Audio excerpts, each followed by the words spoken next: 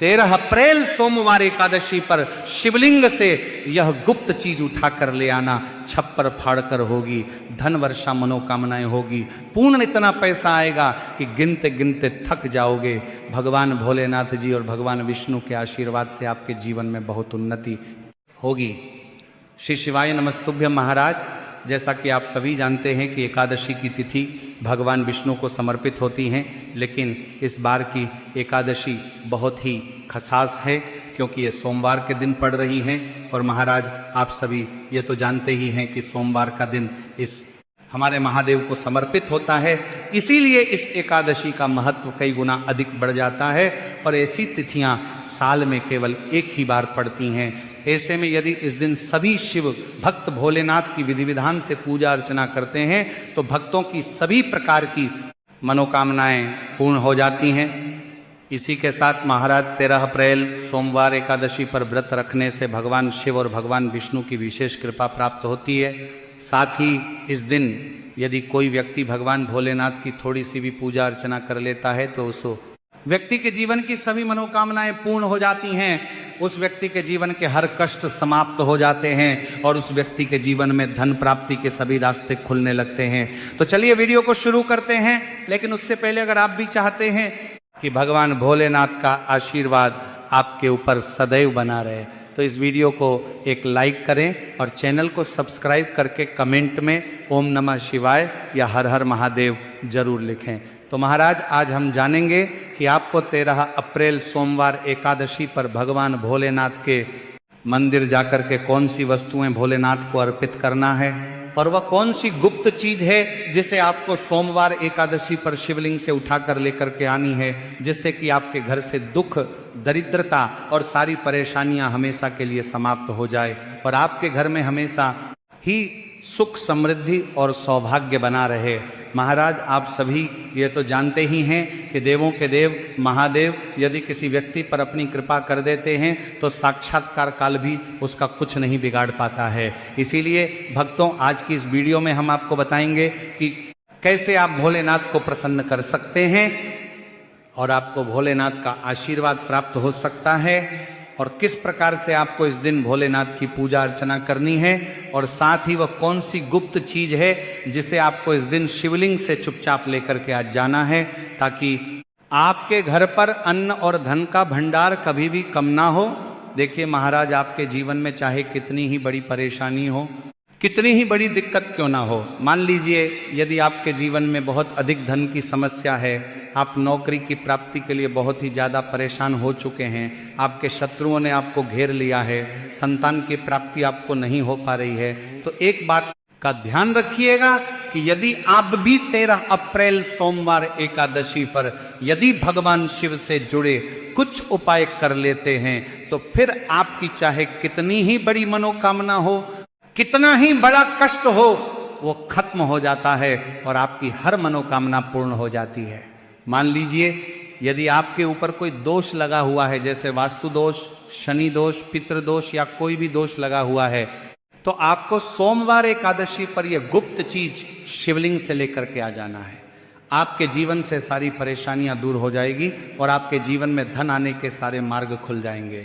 महाराज, एक विशेष बात का हमेशा ध्यान रखें कि जब भी हम भगवान भोलेनाथ की पूजा करते हैं तो हमें धैर्य रखना चाहिए, विश्वास रखना चाहिए और श्रद्धा के साथ भगवान भोलेनाथ की पूजा करनी चाहिए, क्योंकि भगवान भोलेनाथ बहुत ही भोले हैं। वह किसी भी व्यक्ति की थोड़ी सी ही पूजा से, साधना से तुरंत ही प्रसन्न हो जाते हैं। इसीलिए 13 अप्रैल सोमवार एकादशी पर कुछ ऐसी चीजें हैं जो आपको अवश्य पता होनी चाहिए, क्योंकि इस दिन यदि आप भगवान भोलेनाथ के सामने पूजा करने जा रहे हैं और मान के चलिए यदि आपने अगर कोई गलती कर दी तो भगवान भोलेनाथ आपसे क्रोधित हो जाएंगे और आपने सही तरीके से पूजा की होगी तो साक्षात आपको भगवान भोलेनाथ उसी दिन आशीर्वाद दे देंगे और इसके के बाद आपके जीवन में कभी कोई परेशानी नहीं आएगी। तो महाराज, आपको हम वो सभी चीजें बताने वाले हैं, इसलिए आपको सभी इस वीडियो में अंत तक बने रहिए। तो महाराज ध्यान दीजिए, सोमवार एकादशी पर सबसे पहले तो आपको भगवान भोलेनाथ के मंदिर जाना होगा और ये जितने भी उपाय आपको बताए जाएंगे ये आपको भगवान शिव के मंदिर में ही करने होंगे। देखिए, अक्सर कई भक्तों का प्रश्न होता है, गुरुजी हमारे घर पर शिवलिंग है क्या, हम घर पर पूजा नहीं कर सकते? तो इसका उत्तर है नहीं। इस उपाय के लिए आपको मंदिर जाना पड़ेगा, क्योंकि मंदिर का जो शिवलिंग होता है और जो घर का शिवलिंग होता है इसमें बहुत ज़्यादा फर्क होता है। जो मंदिर का शिवलिंग होता है और इसकी जो शक्ति होती है वो आपके घर के शिवलिंग से करोड़ों गुना ज़्यादा अधिक होती है। इसमें ऐसी सकारात्मक ऊर्जा होती है जिसके सामने अगर आप थोड़ी सी पूजा करते हैं तो तुरंत ही उसका फल आपको मिलता है और आपके जीवन की हर परेशानी चली जाती है। तो आपको जितने भी आज उपाय बताए जा रहे हैं आपके जीवन की परेशानी को खत्म करने के लिए, आपकी मनोकामना पूर्ति के लिए, तो इन उपायों के लिए तो आपको मंदिर जाना पड़ेगा। और 13 अप्रैल सोमवार एकादशी की तिथि भी पड़ रही है, तो ये दिन ऐसा है, इस दिन अगर आप मंदिर जाकर के भगवान भोलेनाथ की पूजा आराधना कर रहे हैं तो मान के चलिए आपके जीवन में कभी कष्ट आ ही नहीं सकता। पूरे साल आपके घर पर अन्न धन का भंडार भरा रहेगा। तो आपको क्या लेकर जाना है वो आपको नोट कर लेना है, क्योंकि भक्तों अगर आपने एक भी गलती कर दी तो आपकी पूजा संपन्न नहीं मानी जाएगी। तो महाराज सबसे पहली जो वस्तु है जो कि आपको शिव मंदिर लेकर के जाना है वह है एक लोटा जल। अब महाराज यहाँ पर कई लोगों का प्रश्न रहता है कि गुरुजी जल जो है वह तो शिवालय में भी मिल जाता है, शिव मंदिर में मिल जाता है, तो क्या जल मंदिर से ले सकते हैं? तो इसका जवाब है नहीं। आपको ये जो जल है इसे अपने घर के रसोई घर से ही लेकर के जाना है। अब महाराज इसका भी एक कारण है घर से, इसलिए आपको जल ले जाना है ताकि आपके घर का जो जल आप लेकर जा रहे हैं भगवान भोलेनाथ पर चढ़ाने के लिए, उसी जल के द्वारा आप भगवान से जुड़ जाएंगे। उस जल के द्वारा आप भगवान को अपनी सभी परेशानियां बता देंगे और उस जल को जैसे ही भगवान भोलेनाथ पर आप चढ़ाएंगे अपनी समस्याओं को बताते हुए वह समस्या आपकी खत्म हो जाएंगी। इसलिए घर से ही आपको एक लोटा जल लेकर के जाना है। के साथ महाराज जो जल आप लेकर के जा रहे हैं उसमें आप चाहे तो 1 से 2 बूंद गंगा जल की भी डाल सकते हैं, क्योंकि गंगा जल से युक्त जल समर्पित करने से भगवान शिव हमसे बहुत अधिक प्रसन्न होते हैं। अब महाराज इसी के साथ में आपको एक प्यारी सी और एक सुंदर सी बेल पत्र भी लेकर के जानी है। बेल पत्र को लेते समय ध्यान रखें कि यह कहीं से भी टूटी हुई या फिर खंडित नहीं होनी चाहिए। इसी के साथ में 13 अप्रैल को है सोमवार एकादशी, तो इस दिन आपको बेल पत्र के वृक्ष से बेल पत्र को तोड़कर नहीं लाना है, क्योंकि ऐसा करना भगवान शिव को क्रोधित भी कर सकता है। इसीलिए आप यदि हो सके तो 1 दिन पहले ही बेलपत्र तोड़ के ला सकते हैं, या फिर आपको शिवलिंग पर चढ़ा हुआ बेलपत्र शुद्ध जल से धोकर उसका प्रयोग कर लेना है। अब अगली जो वस्तु है वह आपको लेकर आप के जानी।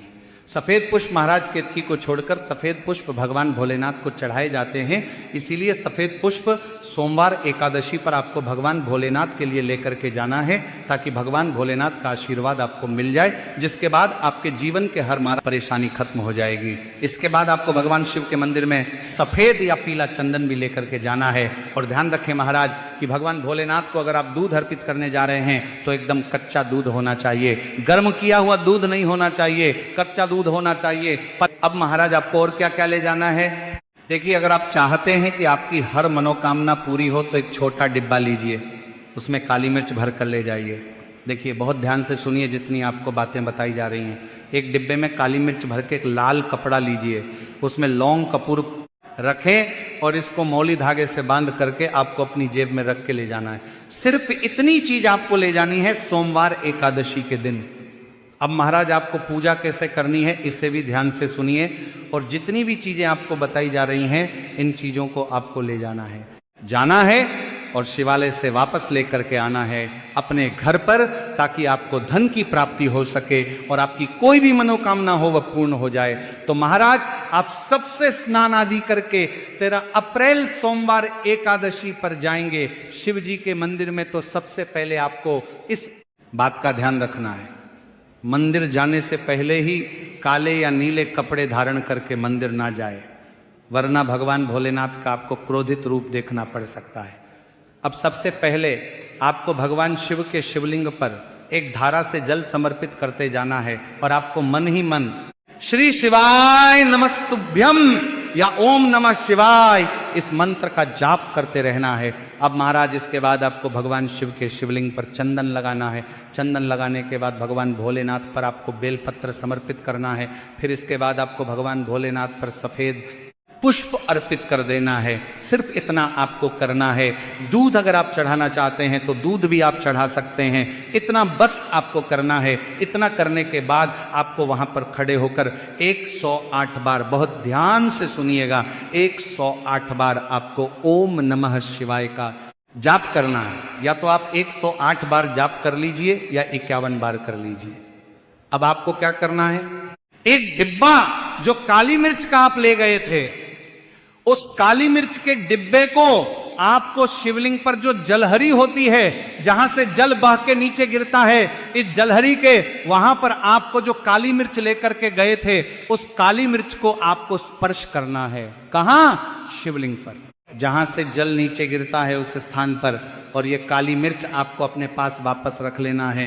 अब जो आप लाल पोटली ले गए हैं बंद करके लौंग और कपूर की, इसको भी आपको स्पर्श कराना है शिवलिंग की जलहरी के वहां पर, और इसे भी आपको वापस रख लेना है। अब आपको क्या करना है, जिस लोटे में पानी ले गए थे या जिस लोटे में भी आप दूध ले गए थे, उसमें आपको क्या करना है। देखिए, आप सभी को पता है कि जब भी हम शिवलिंग पर जल अर्पित करते हैं तो वह शिवलिंग से होकर के जलधारी की ओर बह करके आता है और नीचे गिरता है। तो जहां से भी वो जल नीचे गिरता है वहां आपको अपना ये लोटा रखना है और इस लोटे में आपको कुछ जल वापस झेलना है। महाराज ध्यान रखिएगा, जो आप लोटे में जल भरकर ले गए हैं वो जल आपको वापस बचाना नहीं है, वो तो पूरा आपको भगवान भोलेनाथ को अर्पित कर देना है। अब महाराज आपका सवाल रहेगा कि कई लोग शिवलिंग पर जल चढ़ा रहे हैं, तो इस बात की चिंता ना करें, क्योंकि भगवान भोलेनाथ के शिवलिंग पर जब भी जल चढ़ाया जाता है तो वह अमृत बन जाता है। कहा जाता है कई देवी देवता शिवलिंग के पास अदृश्य रूप में खड़े होते हैं ताकि शिवलिंग से गिर रहा जल वह धारण कर सके।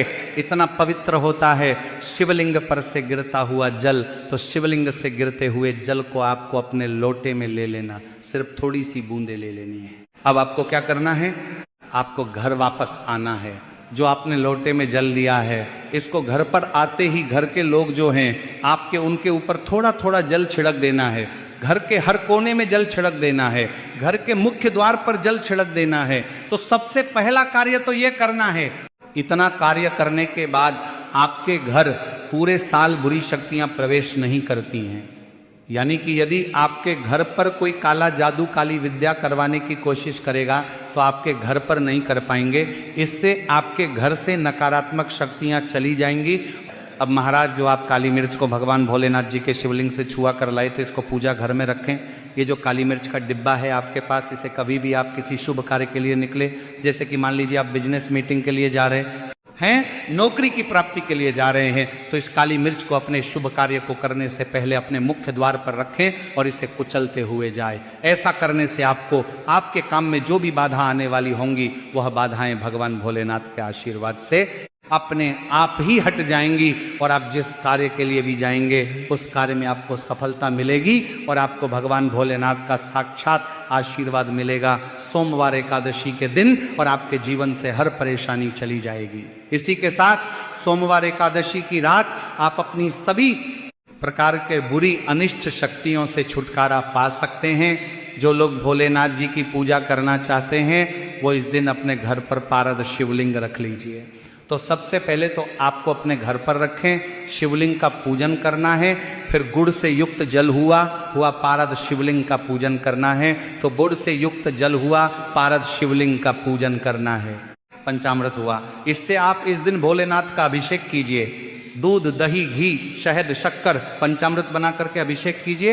इसके बाद महाराज फिर भोलेनाथ का श्रृंगार कीजिए, चंदन चढ़ाए, अक्षत चढ़ाए, जनेऊ अर्पित कीजिए। थोड़ा सा चंदन का इत्र, क्योंकि चंदन का इत्र विशेष रूप से शिव शंभू को बहुत प्रिय है, तो वह आप अर्पित कीजिए। उनके पसंदीदा पुष्प चढ़ाएं, आंकड़े की माला से उनका श्रृंगार कीजिए। साथ ही कनेर के पीले या सफेद पुष्प चढ़ाएं। कमल हुए, गुलाब हुए, बेल हुई, ये फूल उनको बहुत प्रिय है, ये अर्पित करें और 5 बेलपत्र अवश्य चढ़ाएं। आप इस दिन चाहे तो या जो आपके पास बेलपत्र है उसी पर आप श्री श्री लिख के या ओम नमः शिवाय या राम राम लिख के अर्पित कीजिए। जो चिकना भाग होता है वह शिवलिंग से स्पर्श रहेगा और इसे आपको सीधे शिवलिंग पर अर्पित करना है। इस प्रकार से आपको बेलपत्र अर्पित करना है। महाराज आप विशेषकर इस बात का ध्यान रखें कि कटे फटे बेलपत्र ना हो। जो व्यक्ति अधूरी चीज भगवान को अर्पित करता है तो उसे भी कटे फटे पत्तों की तरह ही कटा फटा फल ही प्राप्त होता है। इसीलिए कभी भी अपूर्ण सामग्री अर्पित ना करें। इसीलिए महाराज कहते हैं कि जब भोलेनाथ ने गले में विष धारण किया था तो आदि शक्ति मां के कहने पर देवताओं ने भगवान शिव के सिर पर भांग धतूरा बेलपत्र आदि रखा और निरंतर जल अभिषेक किया था, जिसकी वजह से उनके मस्तिष्क का ताप कम हुआ था और उस समय से ही भोलेनाथ को भांग धतूरा चढ़ाया जाता है। और यह बात भोलेनाथ के भक्तों में बहुत कम लोगों को ही पता है कि इसी कारण शिवलिंग पर भांग धतूरा चढ़ाया जाता है। तो अगर आपके घर में शिवलिंग है तो आज के दिन आप चाहे तो शिवजी का त्रिशूल हुआ, डमरू हुआ, ये भी आप उनको अर्पित कर सकते हैं। शिव के डमरू की दमदम की ध्वनि मंगल गुरु से संबंधित होती है, क्योंकि चंद्रमा उनके मस्तक पर विराजमान होकर अपनी कीर्ति से अनंत आकाश में मंगल गुरु से संबंधित जटाधारी महामृत्युंजय को प्रसन्न करता है और बुद्ध आदि ग्रह इसमें संभव से सहायक होते हैं। तो भोले बाबा का डमरू आपका आज के दिन डमरू अर्पित करें, धारण भी कर सकते हैं। अभिमंत्रित करके आप अपने शरीर पर छोटा सा चांदी का डमरू धारण करें, लेकिन उससे पहले चाहते हैं कि भोलेनाथ का आशीर्वाद आप पर बना रहे। तो इस वीडियो को एक लाइक करें और चैनल को सब्सक्राइब कर लें और कमेंट बॉक्स में ओम नमः शिवाय जरूर लिखें। धन्यवाद।